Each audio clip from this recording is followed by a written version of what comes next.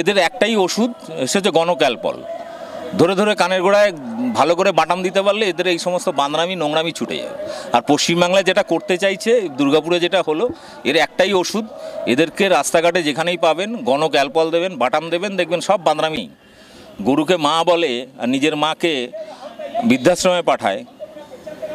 আমি তো খুব আমি বাস্তব অভিজ্ঞতা বলছি। আমি হিন্দুদের মধ্যে যত পরিমাণে মাকে বৃদ্ধাশ্রমে পাঠানোর রেকর্ড আছে, মুসলিমদের মধ্যে অতটা নেই। এটা যদি আপনারা সার্ভে করে দেখেন, অধিকাংশ বৃদ্ধাশ্রমে ঘুরে দেখবেন প্রায় 90% বেশি সব হিন্দু। আবার তারা ফেসবুকে গৌরক্ষার নামে আওয়াজ তুলছে। অর্থাৎ এরা হচ্ছে একটা নোংরা সাম্প্রদায়িক রাজনীতি করা এবং গরু বিক্রি করে টাকা কামানোর ধান্দা। আমার মনে হচ্ছে অ্যাকচুয়ালি কি হয়েছে না, ওদের হিন্দু কম পড়ে গেছে,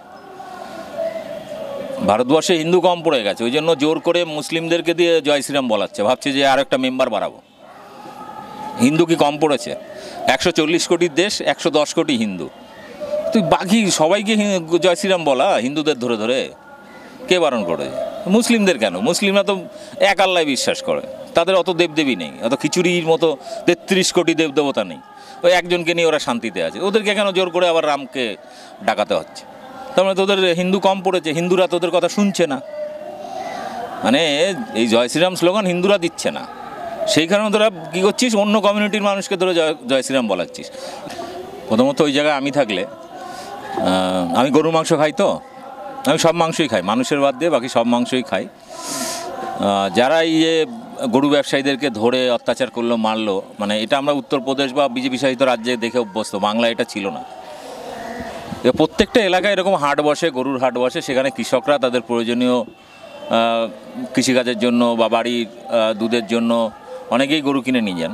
তো সেরকমই নিয়ে যাচ্ছিলেন, এবং পুলিশ যা বলেছে সেটা হচ্ছে যে তারা বাড়ির জন্যই কেনা হয়েছিল, ওটা খাওয়ার জন্য কেনা হয়নি। তো বিষয়টা হচ্ছে যে বিজেপি পশ্চিমবাংলায় দাঙ্গা লাগানোর বহুদিন ধরে চেষ্টা করেছে, বিভিন্ন ইস্যুতে চেষ্টা করেছে। এটা তারই একটা পরিকল্পনা। কারণ আমরা দেখছি যে বিজেপি শাসিত রাজ্যগুলোতে শুধু বাঙালি মুসলিম নয়, বাঙালি হিন্দুরাও নির্যাতিত, এবং এখনও পর্যন্ত টোটাল 6 জনের নামে এনআরসি নোটিশ পর্যন্ত এসছে। 4 জন হিন্দু বিজেপি শাসিত রাজ্যে খুন হয়েছে। এর আগে সাবির মল্লিক, আমাদের এই বাসন্তীর, ও খুন হয়েছে, উত্তরবঙ্গের একজন খুন হয়েছে। টোটাল বিগত কয়েক মাসে আমি যদি হিসাব করে দেখি যে হিন্দু মুসলিম মিলিয়ে প্রায় 10 জনের বেশি বাঙালি শ্রমিক যারা অন্য রাজ্যে কাজ করতে গেছে, সেখানে তাদেরকে পিটিয়ে মেরেছে বিজেপির এই গোরক্ষক বাহিনী। তো পশ্চিমবাংলায় গোরক্ষক বাহিনীকে দেখে আমার একটু আশা ভরসা জাগছে।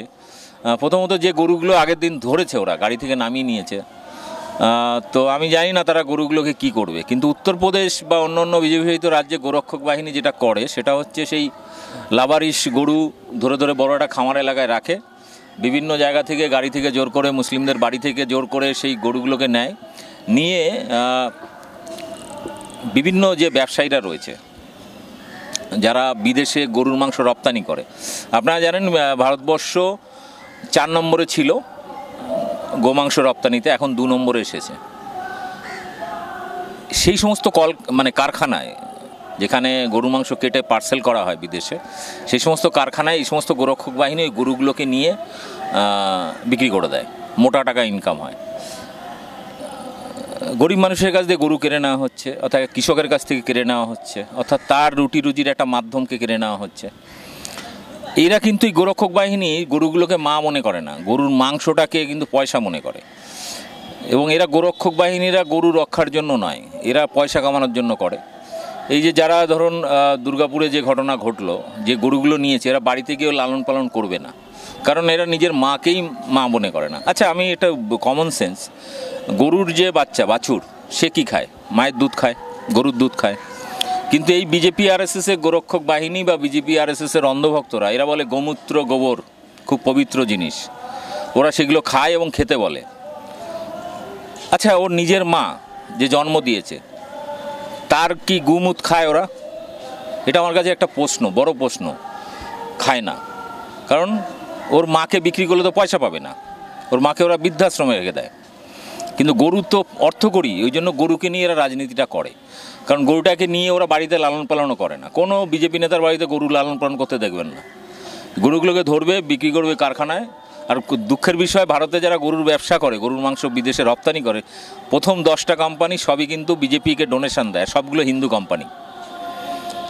অর্থাৎ ওপরে ওপরে গরুর ভক্তি দেখায়, কিন্তু আদতে এরা হচ্ছে সব গরু ব্যবসায়ী, এরা গোরক্ষক নয়, এরা হচ্ছে গরুর ব্যবসায়ী। এবং সেই কারণে ভারতবর্ষ এখন গরুর মাংস রপ্তানিতে 2 নম্বরে চলে এসেছে, অস্ট্রেলিয়ার পরে ভারতবর্ষ।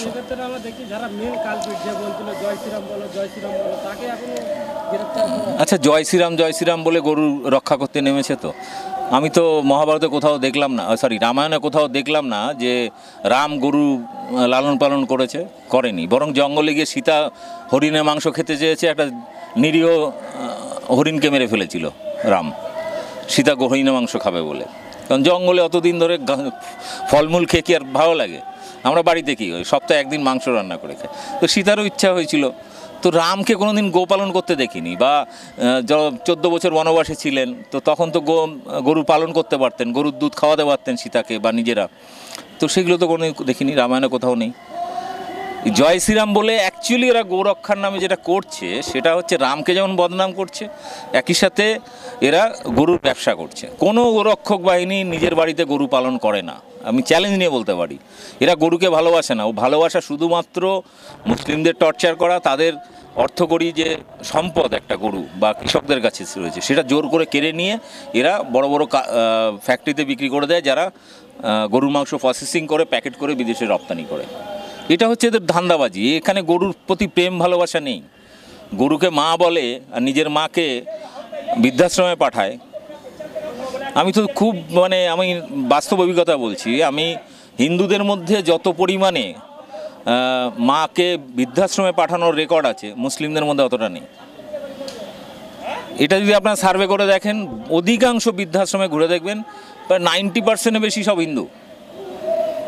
আবার তারা ফেসবুকে গৌরক্ষার নামে আওয়াজ তুলছে। অর্থাৎ এরা হচ্ছে একটা নোংরা সাম্প্রদায়িক রাজনীতি করা এবং গরু বিক্রি করে টাকা কামানোর ধান্দা। আমার মনে হচ্ছে অ্যাকচুয়ালি কি হয়েছে না, ওদের হিন্দু কম পড়ে গেছে, ভারতবর্ষে হিন্দু কম পড়ে গেছে, ওই জন্য জোর করে মুসলিমদেরকে দিয়ে জয় শ্রীরাম বলাচ্ছে, ভাবছে যে আর একটা মেম্বার বাড়াবো। হিন্দু কি কম পড়েছে? 140 কোটির দেশ, 110 কোটি হিন্দু। তুই বাকি সবাইকে জয় শ্রীরাম বলা, হিন্দুদের ধরে ধরে কে বারণ করে? মুসলিমদের কেন? মুসলিমরা তো এক আল্লাহ বিশ্বাস করে, তাদের অত দেবদেবী নেই, অত খিচুড়ির মতো 33 কোটি দেবদেবতা নেই, ওই একজনকে নিয়ে ওরা শান্তিতে আছে। ওদেরকে কেন জোর করে আবার রামকে ডাকাতে হচ্ছে? তার মানে তোদের হিন্দু কম পড়েছে, হিন্দুরা তোদের কথা শুনছে না।